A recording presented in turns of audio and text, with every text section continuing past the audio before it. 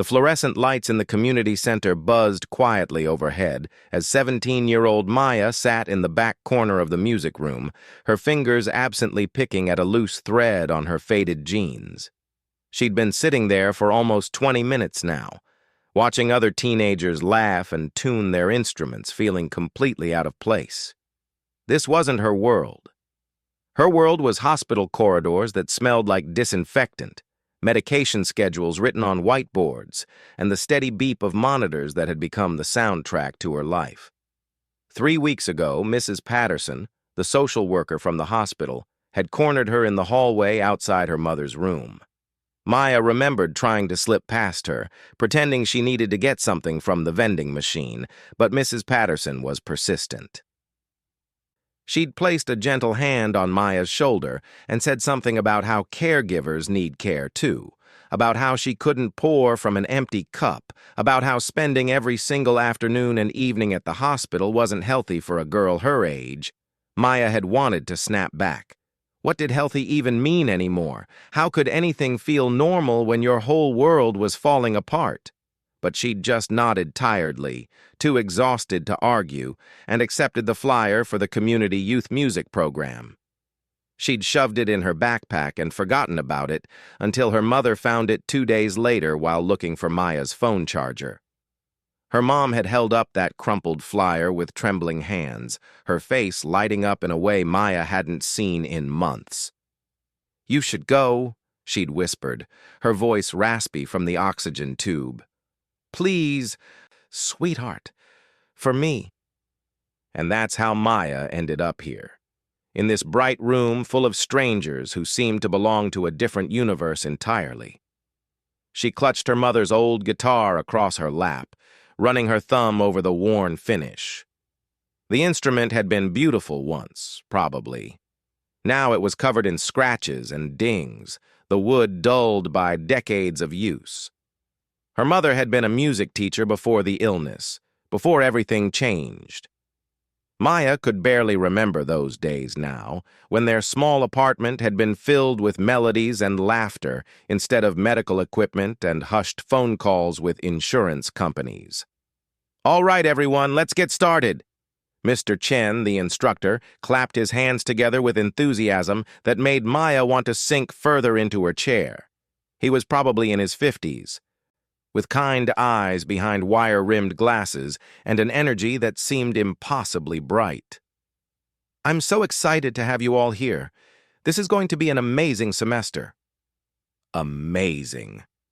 Maya almost laughed at the word. She couldn't remember the last time anything felt amazing. Mr. Chen went around the room asking each student to introduce themselves and share why they were there. A girl with perfectly straight blonde hair and an expensive-looking violin talked about preparing for her college auditions. A boy with a keyboard mentioned wanting to start a band with his friends. Another student excitedly described the music scholarship she was hoping to win. Everyone seemed to have these big dreams, these futures all mapped out and shining. Maya felt her chest tighten. She didn't have dreams anymore. She had appointments to remember, medications to track, and a countdown she refused to acknowledge ticking away in the back of her mind. "And you?" in the back. Mr. Chen's voice was gentle as his eyes landed on her. "Tell us about yourself." Every head in the room turned to look at her. Maya felt her face flush hot. Her throat went dry. She opened her mouth, but nothing came out at first. What was she supposed to say? That she was only here because her dying mother had begged her to come? That she hadn't played guitar in over a year because every time she picked it up, she burst into tears? That she was so tired she felt like she was moving through water all the time? "I'm Maya," she finally managed, her voice barely above a whisper. I don't know. I just want to play something my mom would hear, even if she's not here." The room went quiet for a moment. Maya immediately regretted saying anything at all. She should have just made something up, should have said she wanted to get better at guitar or some other simple answer that wouldn't make everything feel so heavy. But Mr. Chen just nodded, his expression understanding. "That's a beautiful reason," he said simply, and then moved on to the next student. Maya felt herself breathe again. The class continued around her like she was watching it through a window. Mr. Chen talked about music theory, about practice schedules, about the importance of playing from the heart. Maya heard the words, but they seemed to float past her, not quite landing. She was too busy thinking about whether she'd remembered to text her dad about picking up her mom's new prescription, whether the nurses would remember that her mom needed help eating dinner, whether she should skip this class next week and just go straight to the hospital after school like she usually did. "Let's play something simple together," Mr. Chen announced, pulling Maya from her thoughts. "Just a basic chord progression. Don't worry about being perfect. Just feel the music." Around her, students began playing. Some were clearly skilled, their fingers moving confidently across strings and keys. Others stumbled through notes, laughing at their mistakes. Maya placed her fingers on the guitar strings, pressing down on the familiar frets. Her mother had taught her these chords years ago, back when everything was different. She strummed once, softly. The sound that came out was quiet, almost lost beneath the noise of everyone else playing. But something shifted in her chest. Something loosened, just a tiny bit. Her fingers remembered what her mind had tried to forget. She played another chord, then another. For just a moment, just a handful of seconds, Maya wasn't in a community center surrounded by strangers. She was 8 years old again, sitting cross-legged on the living room floor while her mom guided her hands, both of them laughing when Maya's fingers landed on the wrong frets. She could almost hear her mother's voice. "Music isn't about being perfect, baby girl. It's about feeling something and sharing it." The memory hit her so hard she stopped playing abruptly, blinking back sudden tears. She looked down at the guitar, at her mother's guitar, and felt the weight of everything she'd been holding inside. The fear, the exhaustion, the grief that was already there, even though her mother was still alive, still fighting, still occasionally smiling when Maya walked into her hospital room. "Nice work, everyone," Mr. Chen said as the musical chaos died down. "Remember, this is a safe space. Music is how we express what words can't capture. Don't be afraid to be vulnerable here." Vulnerable? Maya almost laughed again. She felt like she was nothing but vulnerability lately, like her skin had been stripped away and everything hurt all the time. Being vulnerable wasn't brave. It was just exhausting. As the class ended and students began packing up their instruments, chattering about their plans for the weekend, Maya carefully placed the guitar back in its case. She'd survived the first session. That was something, she supposed. Her mother would want to hear about it tonight during visiting hours. Maya would tell her it was fine, that the teacher was nice, that she'd try to go again next week. She wouldn't mention how out of place she felt. She wouldn't talk about how hard it was to be around people her own age who still got to worry about normal things like college applications and band auditions. She wouldn't say how much it hurt to hold this guitar, to feel the smooth wood under her fingers, and remember when life was simpler. Maya slung the case over her shoulder and headed for the door. As she passed, Mr. Chen smiled at her. "I'm glad you came today," he said quietly. "I hope you'll come back." Maya nodded, not trusting herself to speak, and walked out into the cool evening air. The hospital was a 15-minute bus ride away. She'd make it just in time for dinner. 3 months had passed since that first awkward day in the music room, and somehow Maya had kept showing up. Not because she wanted to, exactly. More because her mother asked about it every single time Maya visited the hospital, her eyes lighting up whenever Maya mentioned even the smallest detail about class. So Maya went. Every Tuesday and Thursday evening, right after school, before heading to the hospital for the night shift of sitting beside her mom's bed. She'd developed a routine that felt safe. Arrive 10 minutes early while the room was still empty. Take her spot in the back corner, away from the windows where the evening sun made everything feel too bright. Practice quietly by herself, running through chord progressions and melodies that came from some deep place inside her she didn't quite understand. Then, when the other students started filing in with their laughter and easy conversations, Maya would pack up and move to an even quieter corner where she could listen to Mr. Chen's lessons without having to participate much. The other students had stopped trying to include her in their pre-class chatter. At first, a few had made efforts. The girl with the violin, whose name was Jessica, had invited Maya to join their group practice sessions. A boy named Kevin had asked if she wanted to grab coffee before class sometime. But Maya had politely declined every invitation, keeping her answers short and her walls high until eventually they'd gotten the message. She wasn't trying to be rude, she just didn't have the energy for friendships right now. Her life had room for exactly two things, her mother and getting through each day. But Mr. Chen noticed everything. Maya had realized this pretty quickly. He never pushed her to play in front of the class when it was clear she wasn't ready.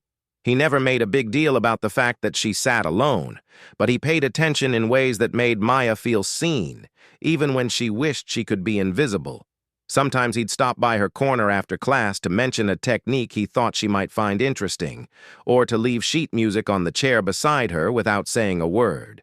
And lately, Maya had noticed him arriving early, too, puttering around the music room during those quiet 10 minutes before class when she practiced alone. He never interrupted, never offered unsolicited advice. He'd just organize sheet music or tune instruments on the other side of the room. But Maya knew he was listening. She could feel it in the way he'd occasionally glance over, his expression thoughtful, like he was hearing something that mattered. On this particular Thursday, Maya sat in her usual spot, fingers moving across the guitar strings with a fluidity that surprised even her. Something had shifted over these past months. The guitar didn't feel foreign anymore.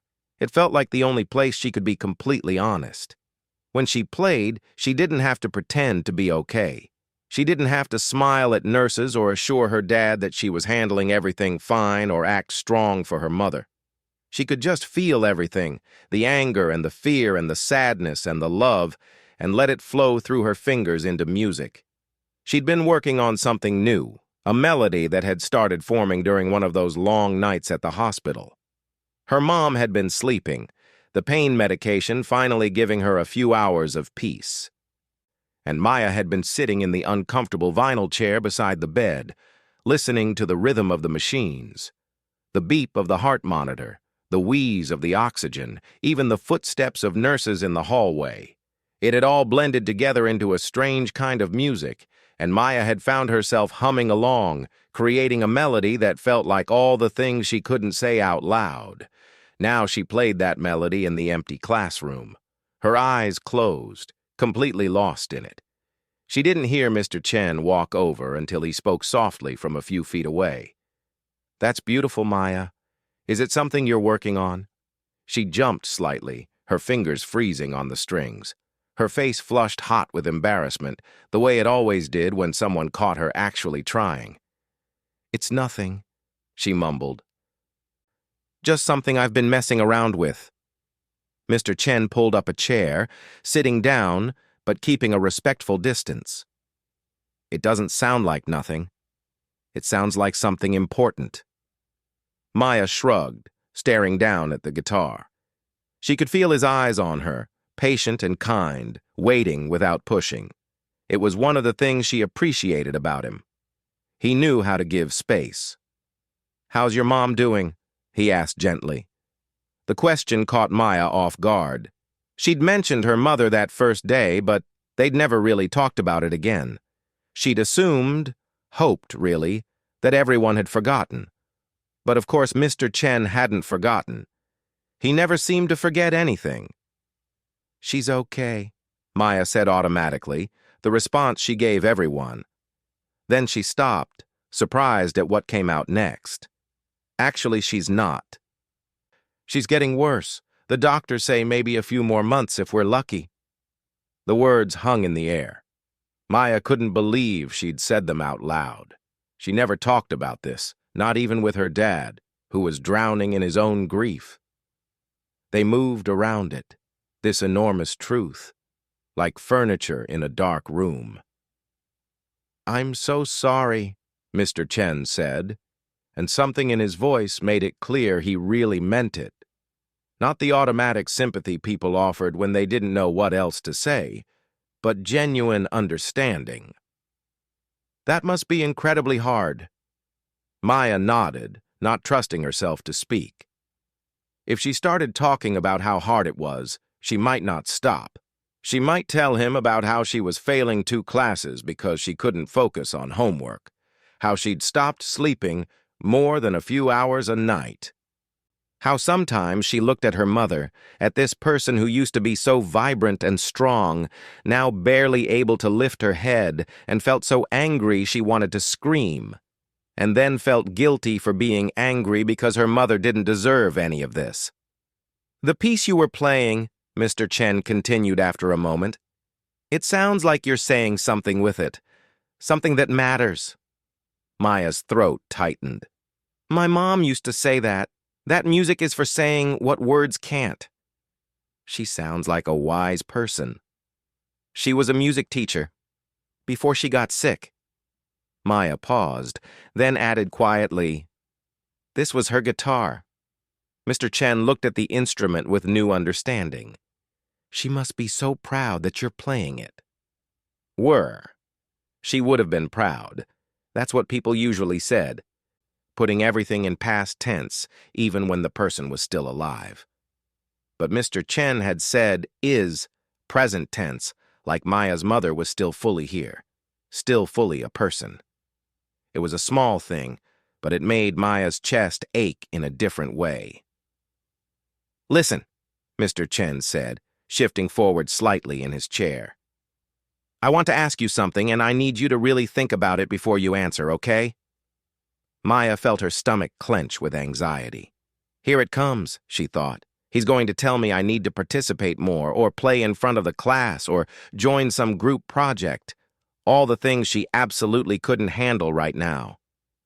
"The community center is hosting its annual charity concert in 3 weeks, he began, and Maya's anxiety spiked even higher. "It's to raise money for the palliative care unit at Memorial Hospital." Maya's head snapped up. Memorial. That was where her mother was. The palliative care unit was on the 4th floor, the wing where they'd moved her mom 2 months ago when the treatment stopped working, and the focus shifted to comfort instead of cure. "Every year, we invite students and local musicians to perform," Mr. Chen continued. "The money goes toward making the unit more comfortable for patients and their families. Better recliners for overnight stays, art for the walls, music therapy sessions, things like that." Maya's heart was pounding now. She knew where this was going, and every part of her wanted to run from the room. "I'd like you to perform," Mr. Chen said simply. "Just one piece. Something from your heart." "No." The word came out harder than Maya intended. "I can't. I've never played in front of people. I can barely play in front of this class." "I know it's scary," Mr. Chen said calmly. "But I've been listening to you practice before class for 3 months now. Maya, you have something real, something that could really touch people." "You don't understand," Maya said, her voice rising slightly. "I'm not good enough. I'm not like Jessica or the others. They actually know what they're doing." "This isn't about technical skill," Mr. Chen replied. "It's about connection, about honesty. And that piece you were just playing, that's both of those things." Maya shook her head, feeling panic rising in her chest. The idea of standing on a stage in front of hundreds of people, exposed and vulnerable, made her want to throw up. She couldn't do it. She wouldn't survive it. "Just think about it," Mr. Chen said gently, standing up as other students started arriving for class. "Think about your mom, about the unit that's taking care of her. Think about what your music might mean to other families going through what you're going through." He walked away, leaving Maya sitting there with her mother's guitar and a question she didn't want to answer. Around her, the room filled with noise and life, But Maya felt completely separate from it all, trapped in her own head. That night at the hospital, her mother was having a good day. Good was relative now. It meant she was awake for more than an hour, that the pain was manageable, that she could speak without the words getting tangled up.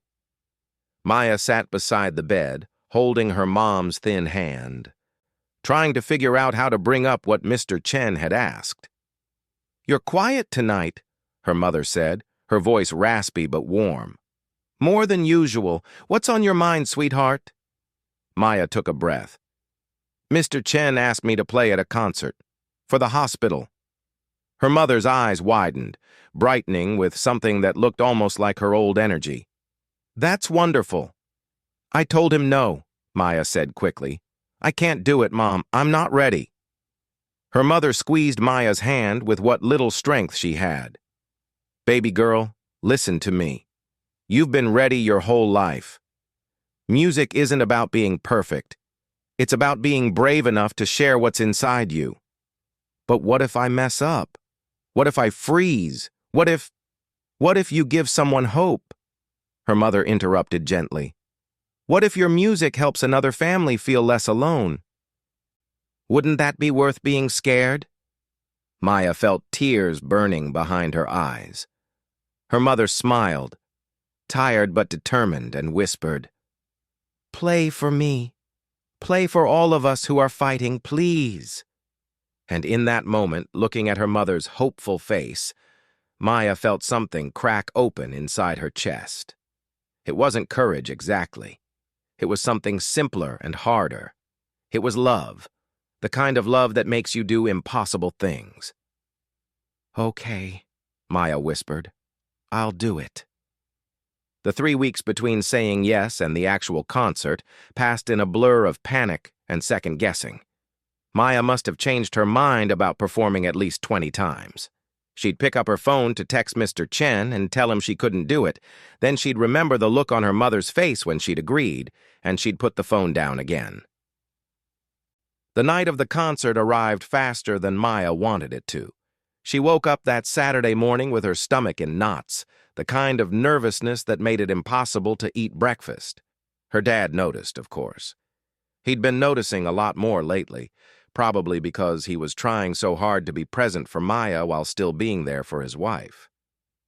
It couldn't be easy, Maya thought, being pulled in 2 directions all the time. "You're going to be amazing tonight," he said over coffee, his voice gentle but strained around the edges. He looked tired. They both did. "Your mom is so excited. She made the nurses promise to keep her comfortable and awake so she doesn't miss it." That made Maya's anxiety spike even higher. Her mother was going to watch. Somehow that felt even more terrifying than performing for a room full of strangers. What if she disappointed her? What if the one thing her mom wanted to see, maybe one of the last things she'd get to see, turned out to be a disaster? "Dad," Maya said quietly, "what if I can't do it? What if I get up there and just freeze?" Her father reached across the table and took her hand. His palm was rough and warm, familiar in a way that made Maya feel like a little kid again. "Then you freeze. And that's okay too. But knowing you, sweetheart, I don't think you will. You're stronger than you think." Maya wanted to believe him. She spent the rest of the day trying to practice, but her fingers felt clumsy on the strings. Every note came out wrong. By the time she needed to get ready, she was convinced this was going to be a complete disaster. She dressed in the only nice outfit she owned, a simple navy dress her mom had bought her last year for a cousin's wedding. It felt weird to wear something so formal. Maya lived in jeans and hoodies lately, but when she looked in the mirror, she barely recognized herself. She looked older somehow, more serious, like a person who had grown up too fast. The community center was only a 15-minute drive, but it felt like hours.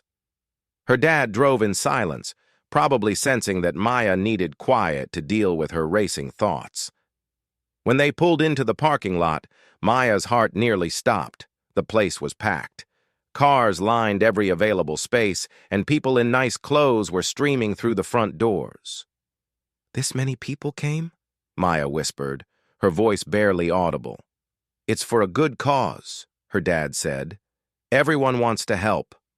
They walked inside together, and Maya was immediately overwhelmed by the noise and activity. The main hall had been transformed.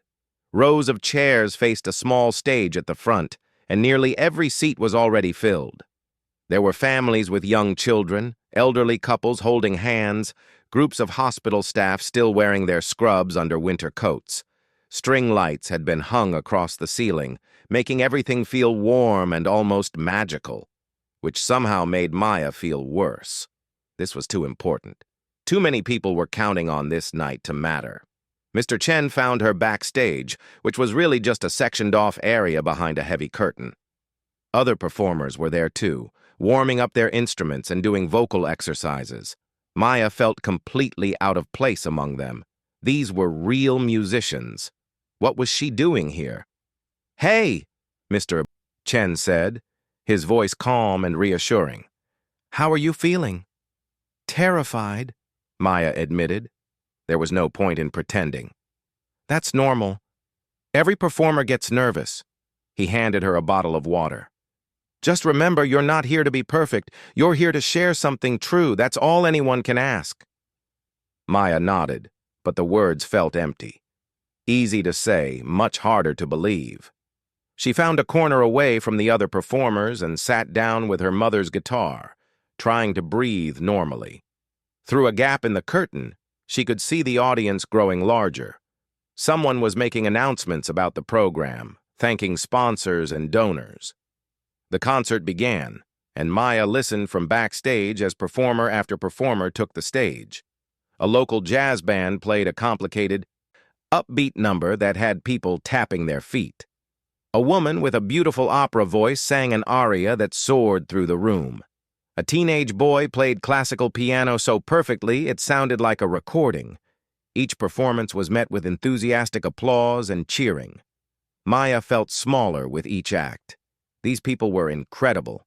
They'd trained for years, maybe their whole lives, and she was just a 17-year-old girl who'd only gotten serious about guitar in the past few months because it was the one thing that kept her from completely falling apart. "You're up after this next performer," a volunteer told her, checking a clipboard. "You'll be our closing act." Closing act. The last thing people would hear before they went home. Maya's hands started shaking so badly she had to set the guitar down. This was a mistake, a huge, terrible mistake. She should tell someone. She should run. But then she peeked through the curtain again and saw her father sitting in the front row. He had his phone propped up on the seat next to him, the screen showing a video call. Even from backstage, Maya could see her mother's face on that screen, pale and thin but smiling, watching everything from her hospital bed. The nurses must have helped her set it up. Her mom had promised she wouldn't miss this, and she'd meant it. The performer before Maya finished to thunderous applause.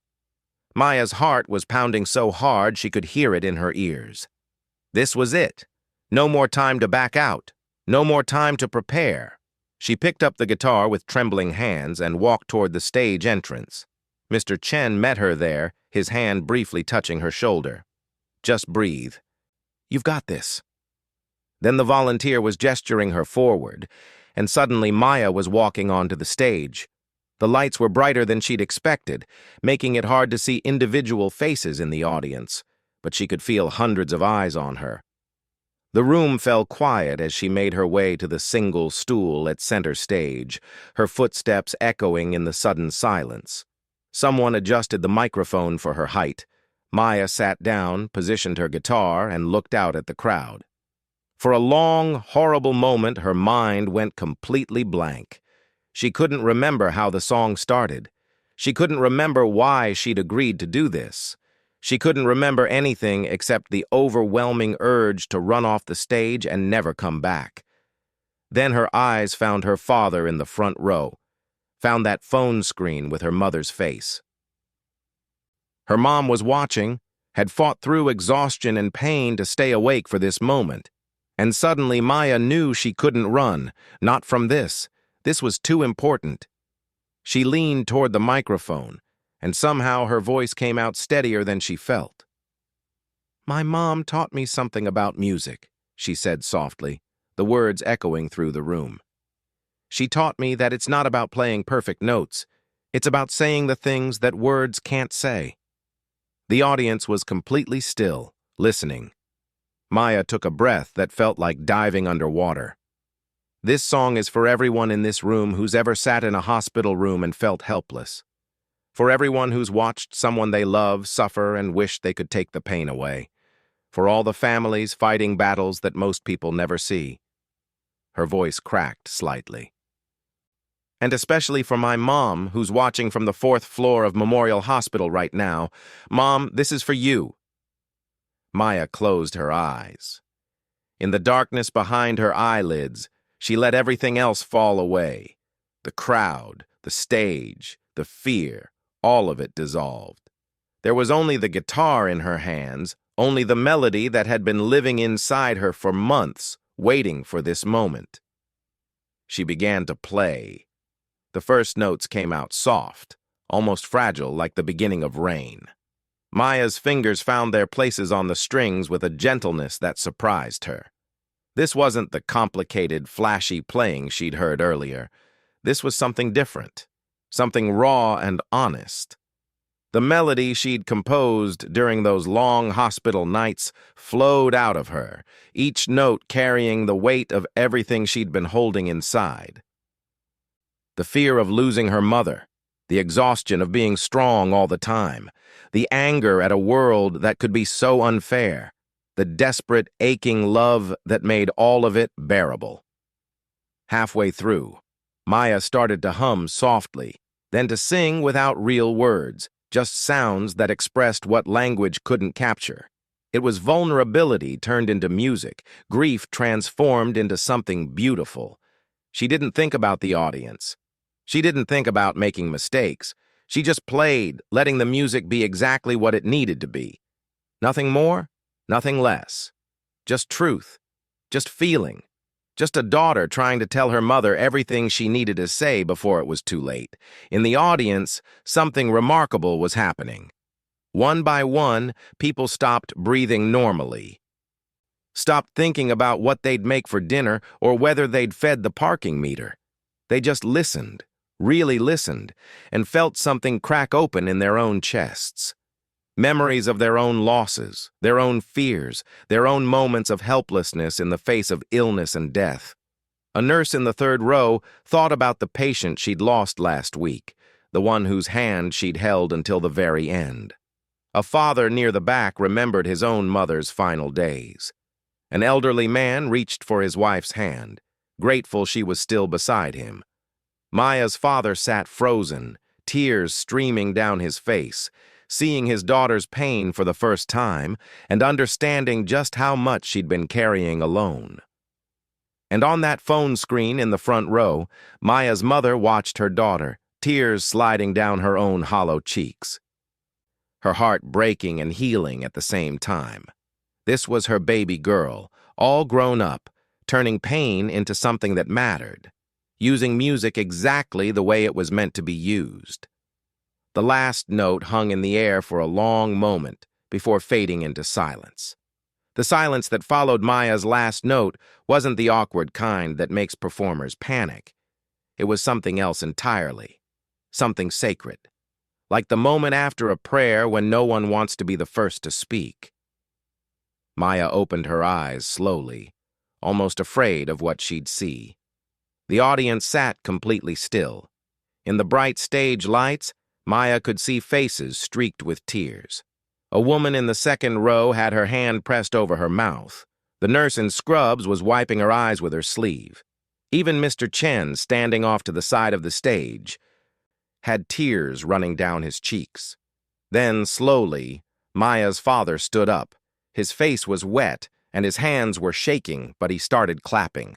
Not the wild, enthusiastic applause that had followed the other performances. This was different, steady, reverent, meaningful. One by one, the rest of the audience rose to their feet.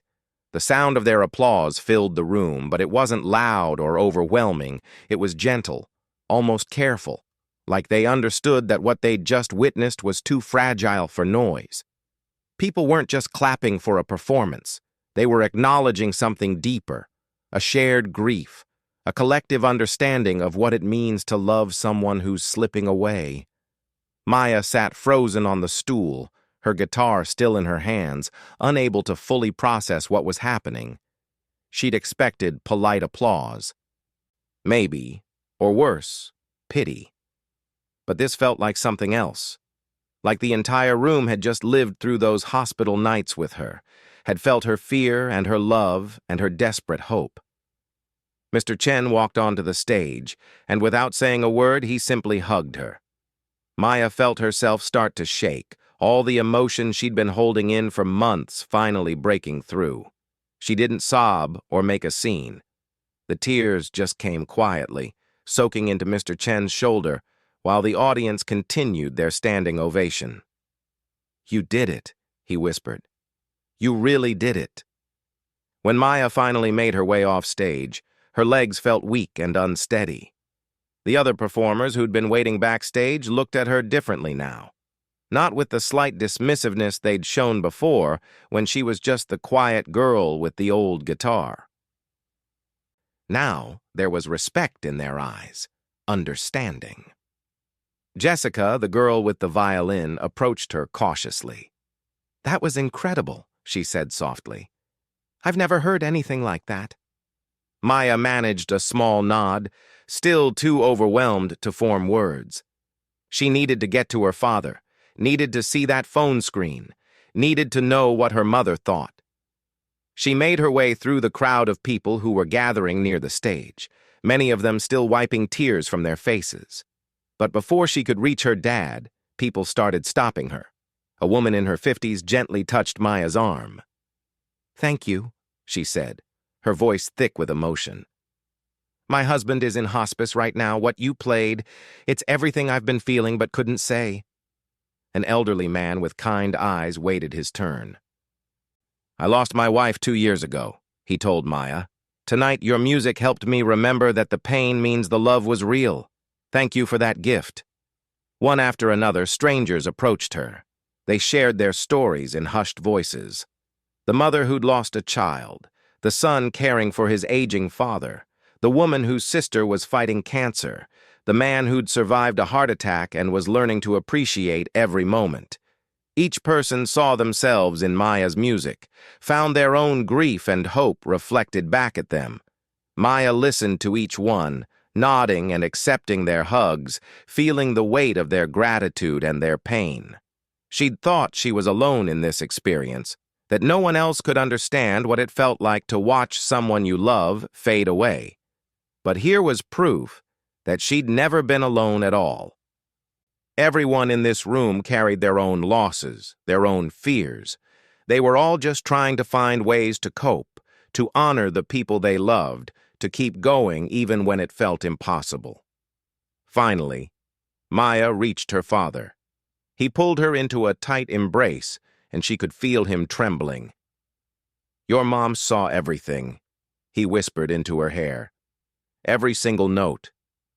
He held up the phone, and there was her mother's face on the screen, eyes red and shining with tears, but smiling wider than Maya had seen in months. Even through the small screen, even through the tiredness and the pain, her love blazed through clearly. "Baby girl," her mother's voice came through, weak but full of emotion. "That was the most beautiful thing I've ever heard. I'm so proud of you, so incredibly proud." Maya took the phone with shaking hands. "Did you really like it, Mom? I was so scared." "Like it?" Her mother laughed, though it turned into a small cough. "Maya, you took everything you've been feeling and turned it into something that touched hundreds of people. You gave them permission to feel their own pain. That's what music is supposed to do. That's what I always tried to teach you." A nurse appeared in the background of the video call. "I'm sorry, but we need to let her rest now," she said gently, but even the nurse looked emotional. That was beautiful, honey. Everyone on the floor was listening. I love you, Mom, Maya said quickly, urgently, like she always did now, never knowing which goodbye might be the last one. I love you more than all the stars, her mother replied, their old phrase from when Maya was little. The screen went dark. Maya handed the phone back to her dad and realized the room was still full of activity. Mr. Chen was at the front, making announcements about the fundraising total. Maya heard the number and felt her eyes widen. They'd raised almost 3 times what they'd hoped for. People were still dropping checks and cash into the donation boxes, writing out amounts far larger than the suggested contribution.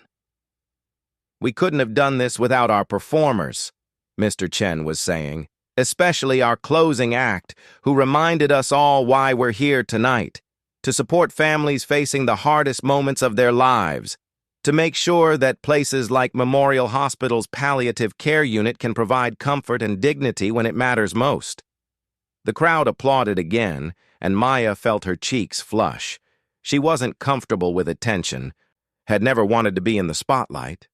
But looking around at all these faces, seeing the impact of what had happened tonight, she felt something shift inside her. Maybe being vulnerable wasn't weakness. Maybe sharing pain actually made it lighter, not heavier. A woman approached who introduced herself as the hospital's director of patient services. I work closely with the palliative care unit, she explained. I see families like yours every day, and I know how hard this journey is. What you did tonight, giving voice to that experience, it's going to help so many people. She pulled out a business card and pressed it into Maya's hand. If you're ever interested, we have a music therapy program at the hospital. It's small right now, but we're looking to expand it. Someone with your gift. Someone who understands what patients and families are going through, you could make a real difference. Maya looked at the card, stunned. She'd never thought about the future much lately. The future felt like a luxury she couldn't afford, when the present was so consuming. But holding that card, she felt a tiny spark of something she hadn't felt in a long time. Possibility. Purpose. More people wanted to talk to her, to thank her, to share their stories. Her dad stayed close, running interference when he could see Maya getting overwhelmed.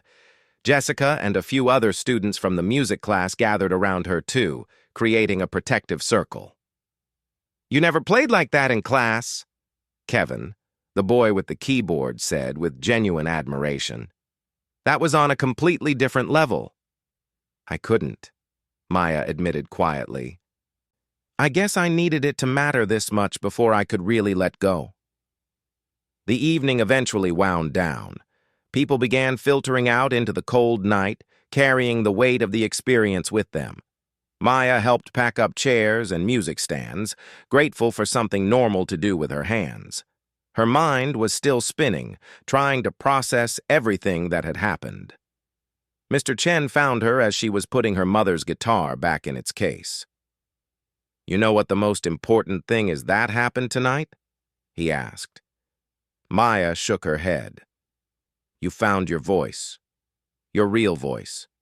Not the one that tries to make everything seem fine, but the one that tells the truth.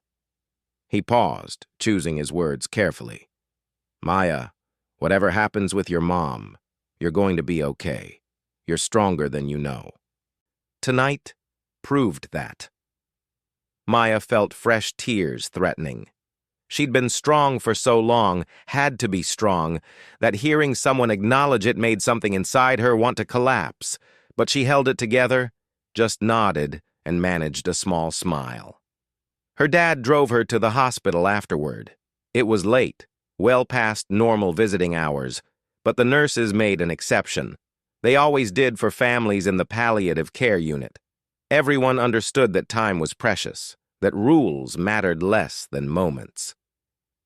Maya walked into her mother's room quietly.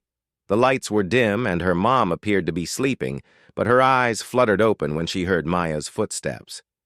Hey, superstar, her mother whispered. Maya pulled the chair close to the bed and took her mother's hand. It felt so small and fragile, like bird bones. I was so scared up there, Mom. I know, But you did it anyway. That's what courage really is. Her mother squeezed Maya's hand weakly. Will you play it for me again, just for me this time? Maya looked at the guitar case she'd brought with her. She was exhausted, emotionally drained, but she couldn't say no. She pulled out the guitar and began to play softly, just loud enough for the two of them. As the familiar melody filled the small hospital room, Maya watched her mother's face relax. The pain lines around her eyes softened. Her breathing became easier. And for these few minutes, there was no illness, no fear, no countdown. There was just a mother and daughter, connected by music and love, making the most of the time they had left. 5 days after the concert, Maya's mother passed away quietly in her sleep. It happened on a Thursday morning, with sunlight streaming through the hospital window and her favorite music playing softly in the background. Maya's father had been there, holding her hand. Maya had been at school, sitting through a history class and trying to focus on a lecture about the Civil War, when her phone buzzed with the call she'd been dreading for months. The funeral was small and simple, the way her mother had wanted it. Close family, a few old friends, some of the nurses from the palliative care unit who'd grown to love her during those final months. Maya played at the service, of course. The same melody from the concert. Her hands shook the entire time, and she missed several notes, but no one seemed to notice or care. They just listened with tears streaming down their faces, understanding that this music was Maya's goodbye. The weeks that followed were strange and hollow. Maya kept expecting to get a text reminding her about her mom's medication schedule, or to rush to the hospital after school. She'd wake up in the morning with that familiar weight of responsibility on her chest, only to remember there was nowhere she needed to be, no one depending on her anymore. The freedom felt wrong, guilty, like she'd somehow betrayed her mother by being relieved that the constant fear and exhaustion were finally over. She stopped going to the music classes at first, couldn't bring herself to walk into that room where everything had started. Mr. Chen texted her a few times, just checking in, never pushing. Her dad worried about her quietly, bringing home her favorite foods that she barely touched, suggesting gently that maybe she should talk to someone, see a counselor. Maya spent most of her time in her room, doing homework with half her attention and scrolling through photos on her phone with the other half. Pictures of her mother from before the illness, when her face was full and her smile was bright. Videos of the two of them singing together in their kitchen. Recordings Maya had made of her mother telling stories, talking about her childhood, sharing advice about life and love and loss. Maya played those recordings over and over, terrified she'd forget the sound of her mother's voice. 3 weeks after the funeral, a package arrived at their door. Maya's dad brought it to her room looking curious. The return address was from Memorial Hospital. Maya opened it carefully and found a letter along with several handwritten notes on different pieces of paper. The letter was from the director of patient services, the woman who'd given Maya her business card at the concert. She explained that in the days following the charity event, the hospital had been flooded with messages from families who'd been in attendance. Many of them had specifically mentioned Maya's performance, how it had helped them feel less alone, how it had given them a way to process their own grief and fear. Your mother's passing has touched many hearts here at Memorial, the letter read. The nurses on the palliative care unit wanted you to know that in her final days, your mother spoke often about you and your music. She told anyone who would listen about the concert, about how proud she was. She said you'd found your purpose. The other papers in the package were notes from families. Some Maya recognized from the concert, others she'd never met. Each one shared how Maya's music had affected them. A woman wrote about how she'd been able to finally cry about her father's diagnosis after months of holding it together. A man described playing the recording someone had made of Maya's performance for his wife in her hospital room and how it had given them both comfort. A teenage girl Maya's age wrote about losing her brother and how hearing Maya's song made her feel less alone in her grief. Maya read every single note, tears streaming down her face. She'd thought that night was just about raising money, about making her mother proud. She hadn't realized the ripple effect it would have, that her willingness to be vulnerable, to share her pain honestly, would give other people permission to feel their own. At the bottom of the package was the business card again, with a handwritten note. The offer still stands. When you're ready, we need people like you. That evening, Maya finally picked up her mother's guitar. It had been sitting in the corner of her room since the funeral, untouched. She'd been too afraid to play it, worried that music would make the grief worse. But holding it now, feeling the familiar worn wood under her fingers, she realized her mother had been right all along. Music wasn't about making pain go away. It was about transforming it into something that connected people, something that mattered. She started playing softly. Not the melody from the concert, but something new. Something that felt like acceptance rather than goodbye.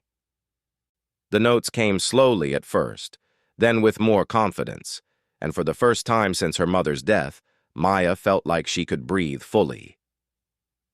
The next Tuesday, Maya walked back into the community center music room.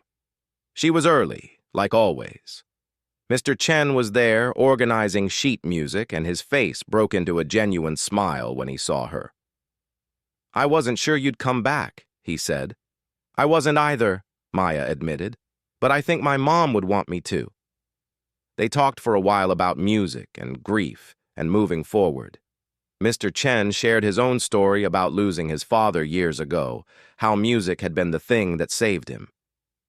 "It doesn't erase the pain," he told Maya, "but it gives you a place to put it, a way to honor what you've lost while still living your life." When the other students arrived, they greeted Maya with gentle warmth. No one made a big deal about her absence or asked intrusive questions. They just welcomed her back and made space for her in their circle. Jessica sat down next to her before class started. "I'm really sorry about your mom," she said simply. "If you ever want to talk or just hang out and not talk, I'm here."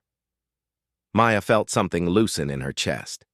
She'd been so isolated in her grief, so convinced that no one could understand. But maybe she didn't need people to understand everything. Maybe she just needed people to be there. Over the following months, Maya slowly rebuilt her life. She caught up on her schoolwork with help from teachers who'd been quietly supporting her from a distance. She started sleeping better, eating more regularly.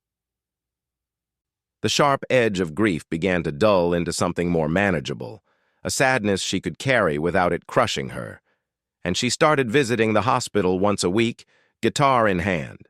The music therapy program was small, just her and one other volunteer at first, but it grew. Maya would play for patients and families in the palliative care unit, offering them the same gift of connection and understanding that music had given her. Sometimes she played her original melody. Other times she played requests, old songs that brought comfort and memories. The first time a family thanked her with tears in their eyes, telling her how much her music had meant during their darkest day, Maya understood what her mother had been trying to teach her all along. Pain was inevitable. Loss was part of loving. But music, vulnerability, sharing your truth with others, that was how you survived it. That was how you turned something unbearable into something beautiful. She thought about that business card often, about the director's words about finding her purpose. Maya wasn't sure if she'd found her purpose exactly. She was still just 17, still figuring out who she was without the constant weight of caregiving defining her. But she'd found something valuable. She'd found a way to take the hardest experience of her life and use it to help others. Her senior year, Maya applied to colleges with music therapy programs. She wrote her admission essay about her mother, about loss and love and the power of honest expression. Several schools accepted her with scholarships. When she got the acceptance letter from her top choice, Maya drove to the cemetery where her mother was buried. She sat on the grass beside the headstone, her mother's guitar across her lap. "I did it, Mom," she said softly. "I'm going to help people the way music helped us, the way you always taught me it could." The wind rustled through the trees, carrying the scent of spring flowers. Maya played quietly, just for her mother, just for herself. The melody had evolved over time, gaining new layers of meaning. It wasn't just about grief anymore. It was about resilience, about finding light in darkness, about carrying love forward even after loss. Years later, Maya would become exactly what that hospital director had seen in her that night. A music therapist who understood grief from the inside, who could sit with patients and families in their darkest moments and offer not false hope or empty platitudes, but real connection. She would play her guitar in hospital rooms and hospice centers, in support groups and memorial services. She would teach other young people to use music as a tool for healing. And she would tell them her mother's words, the ones that had changed everything. Music isn't about perfect notes. It's about saying what words can't. Sometimes, late at night when she was alone, Maya would play that original melody, the one she'd performed at the concert that changed her life. And she would remember the girl she'd been then, scared and exhausted and heartbroken, who'd found the courage to be vulnerable in front of hundreds of strangers. That girl had thought she was just trying to make her mother proud, to raise money for a good cause. She'd had no idea she was actually finding herself. The guitar that had belonged to her mother, worn and scratched and imperfect, became Maya's most prized possession, not because of its monetary value, but because of what it represented. Every time she played it, she felt connected to her mother, to that last conversation, to the moment her life changed direction.